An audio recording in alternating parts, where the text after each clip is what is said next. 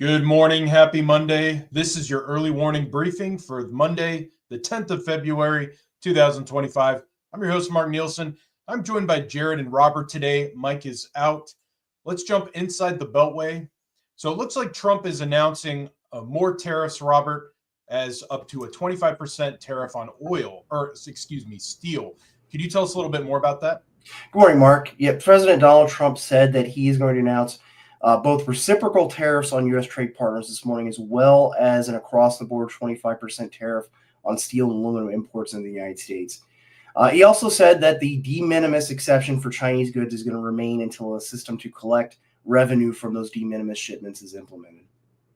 All right. And just one thing to add there is that I've been watching some of these other countries from which we source our steel.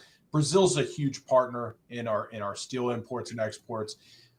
It looks like Brazil is already promising retaliatory tariffs against the United States, and we'll be monitoring a few of those others. The United States maybe in the past did source its own steel, but now it seems that we import a great amount of our steel from countries like Brazil. So this will be one of those things that we'll probably see a lot more retaliatory measures from countries like Brazil.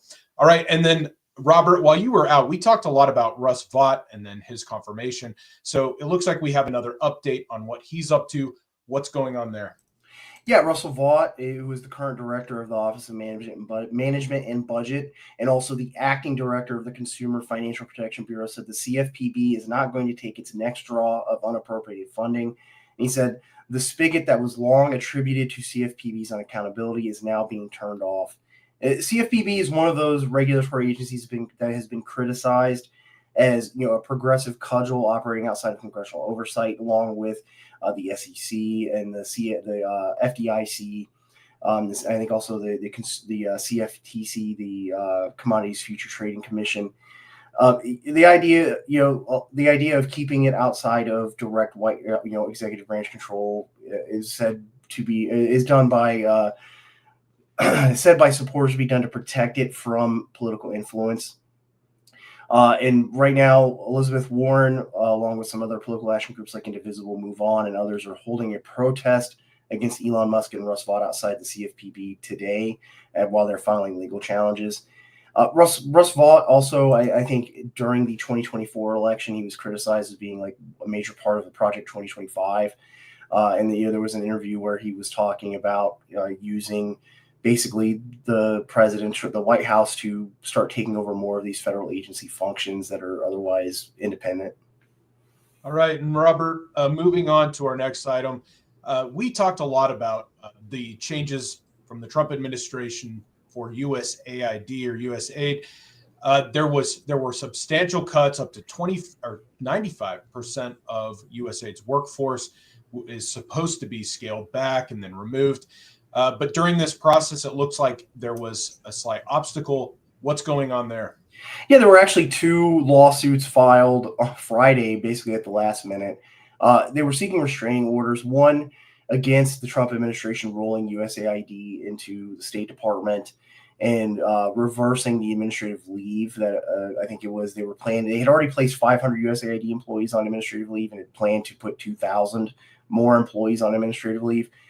And Democrat groups in some states' attorney general filed lawsuits at the last minute Friday to block both of these actions. And they're now pending hearings this Friday on the 14th of February. I think one of the things going on here is that these lawsuits were filed at, basically at midnight Friday to build some kind of public perception about the facts around the cases. In favor of the lawsuits because they did not give the Trump administration time to respond. I think in both these cases, the judges, Engelmeyer from New York and Nichols from D.C., have given the Trump administration until today to respond to the lawsuits. And in total, the Trump administration is facing about 20 lawsuits over either the Department of Government Efficiency actions or other agency and personnel actions. I think that in this case, especially the Nichols, the USAID case, I've seen some legal analysts say that the lawsuit does not have a very compelling core legal argument. It seems like the Trump administration would prevail eventually. The restraining order was only put in place because there were USAID employees overseas who'd be cut off from emergency alerts in their emails. When they lose access to their government email addresses and accounts. And the Treasury case, it does seem a little unusual that they're basically asking the courts to block political appointee access to Treasury systems. And I think also there was talk that they would also try to block Scott Bessent from accessing these financial systems. So I'm waiting to see how these kind of shake out. I think the next hearings are scheduled for both of these cases on Friday. Yeah, I think you're right about that, Robert. My read on this, the more I look at the details, I wouldn't say that this is an effort by these judges to actually win anything. We probably won't see major changes to any of these policies as a result of these cases. But it does break momentum. It creates a public perception. And as we've seen on social media, I mean, this kind of becomes one of those squeeze campaigns where you start to, once you get your foothold in with maybe a case, you build up a pressure campaign and it starts to dominate the news cycle. And that's exactly what happened over the weekend.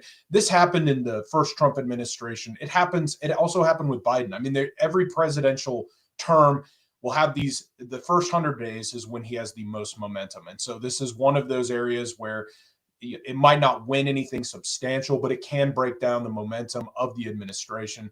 That's at least my read on this whole thing. One other thing I'll add is in 2016, this was a major point of contention for the Trump administration. You have a lot of political appointees, and in 2016, those political appointees were not very experienced in navigating the bureaucracy. And so there were many cases like this. Many of us has probably forgotten, but there were political appointees that were wrangling with bureaucrats. They were being misdirected by bureaucrats. Bureaucrats were withholding information. This is kind of one of those like knife fights that we have predicted would happen within the administration. But I will add, looking at the Trump team's response over the weekend, it looks like they already expected these kinds of actions to take place, and they seem to have at least a plan of moving forward. So one thing, Robert, I want to keep you on for this. Ben asked a question. I think it'd be good for us to address this now rather than the end of the show. But Ben in the chat asks us, he says, political activists in the judiciary, like Paul Engelmeyer, is blocking DOJ's access to Treasury systems, and then Kenneth Gonzalez is blocking sending migrants to Gitmo now. So how does the executive power showdown resolve? Robert, do you have any thoughts on that? I know I just touched on it, but I mean, how do you see this showdown kind of moving forward over this week? Well, I think we still have to wait till Friday in the case of the Treasury and the USAID thing.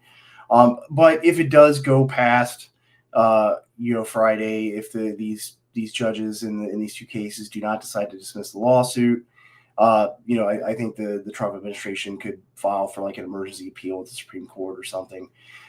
Because I think it fundamentally comes down to a question of how much power the lowest level federal trial courts have over directing the White House, what kind of actions, personnel and agency actions the White House takes. Yeah, I think that's a good point. We were talking before the show about how there are constitutional issues at the heart of this.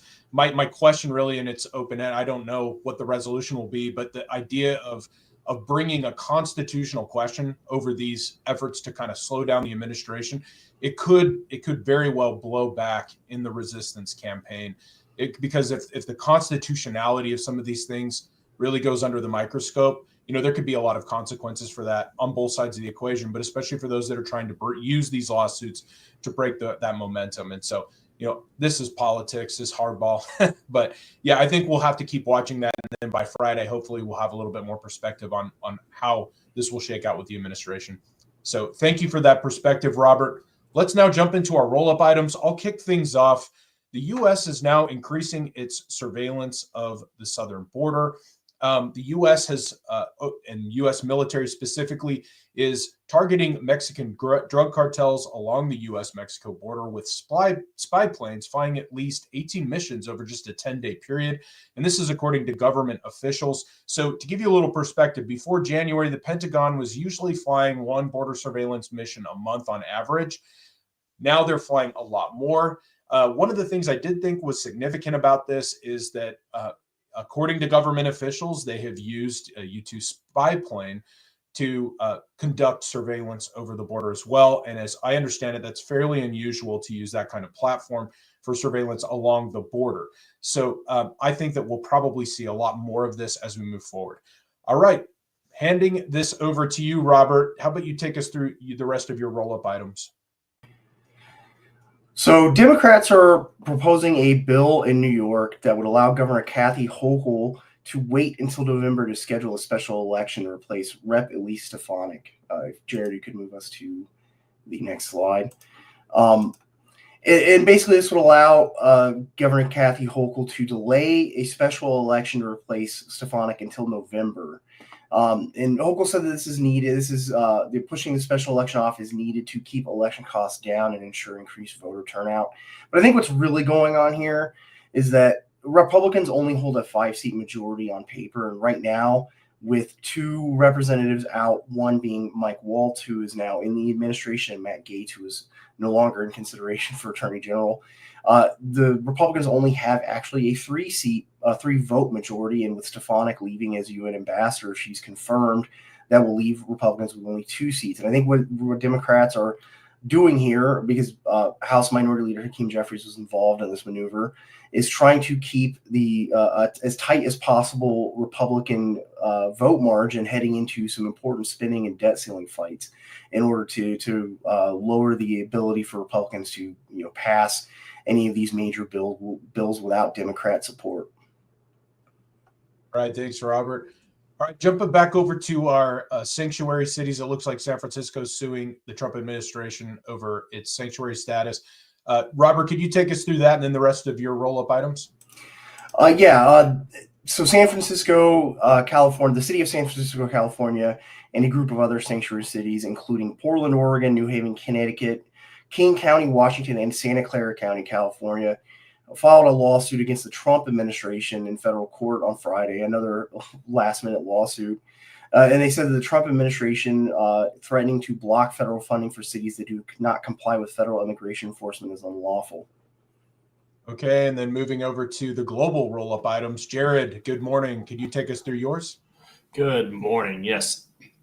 So President Trump is offering refugee status to the Afrikaner, South Africans, and this is due to their government's mistreatment of, quote, ethnic minority descendants of settler groups.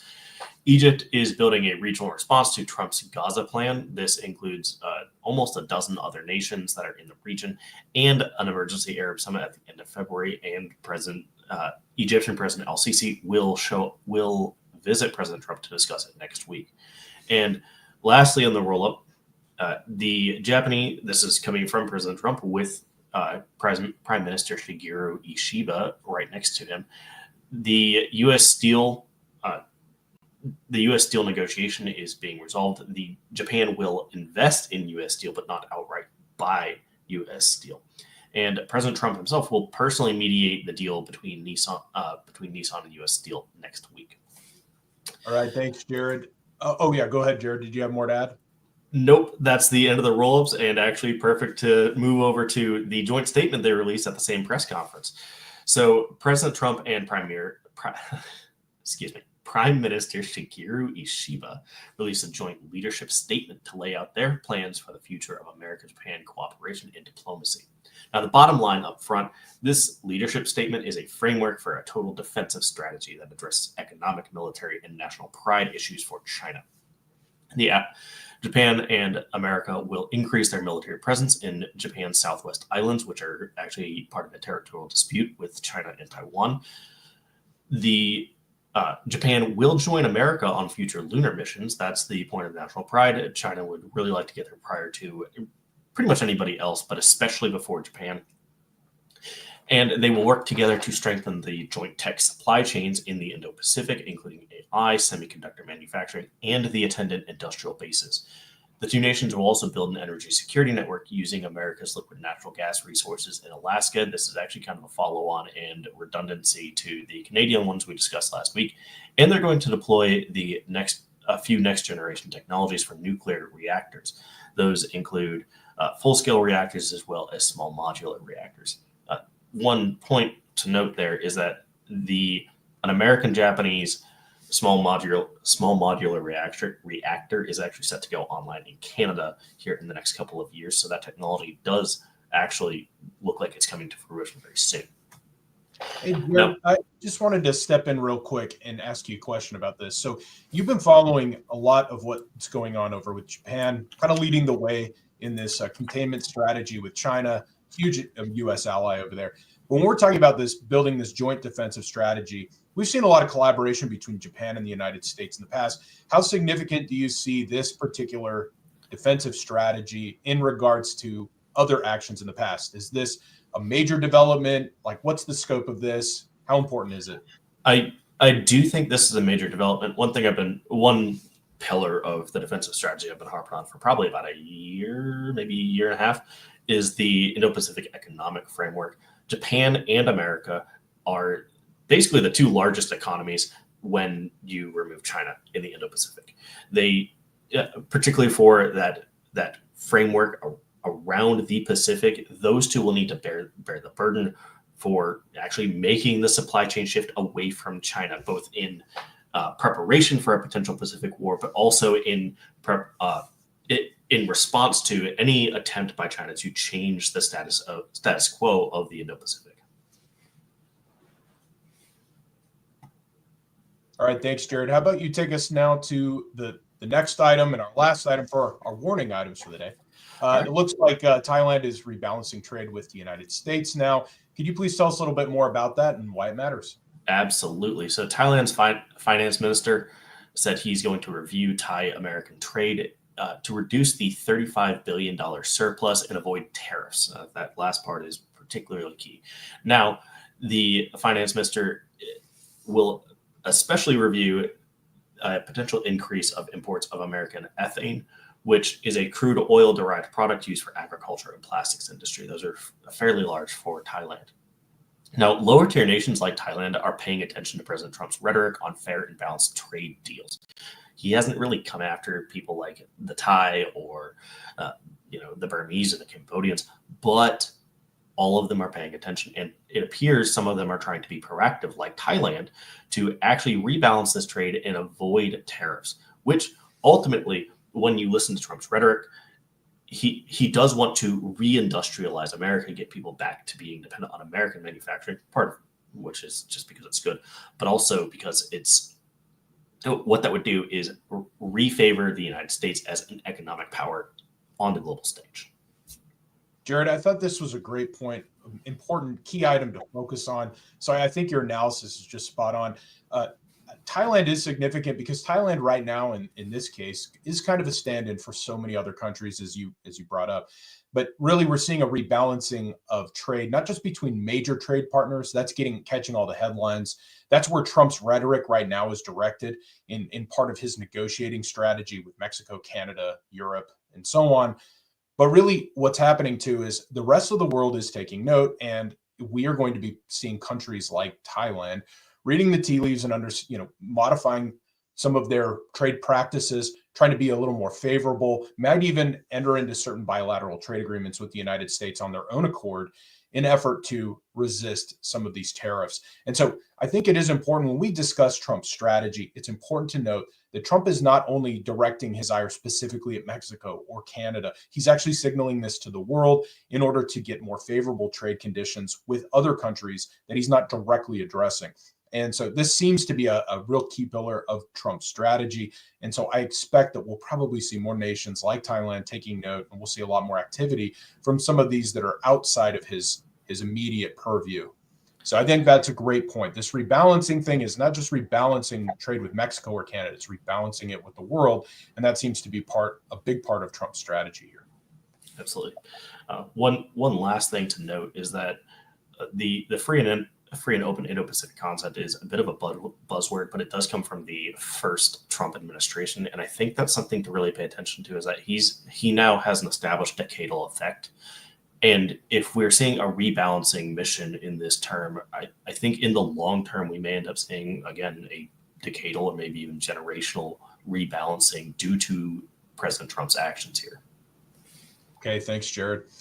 All right, so that does it for today's warning items. I want to move over to another question from a listener here, or a viewer. Ben asks again, he asks, Trump has removed security clearances from several people, including Anthony Blinken, Jake Sullivan, and Joe Biden.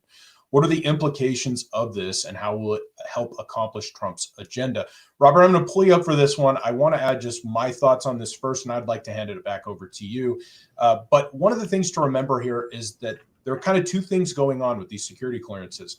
These high-level government officials and those who have held public office often retain their security clearances, and then they use those as they move back into, what we would say is private practice in DC. So, there's been accusations of the revolving door in Washington, DC, but it's a time-honored practice is that once a party is out of power, once you have government officials that are now no longer in public service, they'll often transition immediately over to doing private work, and they retain those clearances. Now, why would the Trump administration take aim at this, apart from just playing politics, is that in the past, the Trump administration was greatly hampered by these former government officials going back into private practice and then moving forward that Russian collusion case against Trump, which really hampered his first term.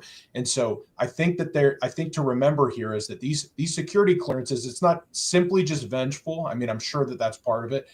This is politics, but at the same time, this was a major component of the resistance campaign against Trump. And so stripping these individuals of their security clearances is an annoyance. It hampers some of their activities in DC and what they're able to do and how they're able to make money. But it also kind of it creates a small barrier between the Trump administration and some of these political campaigns against him. But that said, Robert, what's your take on this? Yeah, I agree. I think it does. I think the primary function and how it helps Trump's agenda is that it does take away the credibility of a political actor to say, see, I have a top secret clearance and I have access to all this information, so you should just take at face value what I say is happening when it comes to my criticisms of the Trump administration. I think that takes away a major political tool that could be used to undermine Trump going forward. Thanks, Robert. Last question again from Ben. He asks, will the federal government layoffs impact the unemployment rate? If so, how will that ripple through the economy in terms of the Fed funds rate, stock market, and economic strength? So, Robert, honestly, obviously this will impact the unemployment rate, right? Now we've seen a lot of readjustments of the unemployment rate in jobs reports in recent days. So we saw a lot of that at the tail end of the Joe Biden administration. We've seen that recently as well. Obviously, much of the good data is going to take a little while to come through. Now, it will impact the unemployment rate from my read. Now, the question about how this will impact the stock market and economic strength, I think if you're looking at the nature of these jobs, I wouldn't hang my hat on predicting any major market fluctuations or real weakening of the U.S. economy over this. We have to remember what type of jobs we're talking about. We also have to remember the exit plans for these types of jobs. Most of these people will be leaving federal service while retaining a paycheck for a limited amount of time. And then on top of that, there are jobs aplenty currently in Washington, D.C.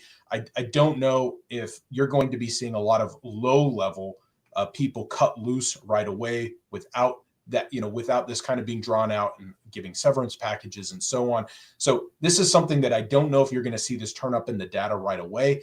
It will take some time, but I'm highly skeptical that this is going to significantly impact the stock market or our economic strength. Robert, do you have a read on this at all?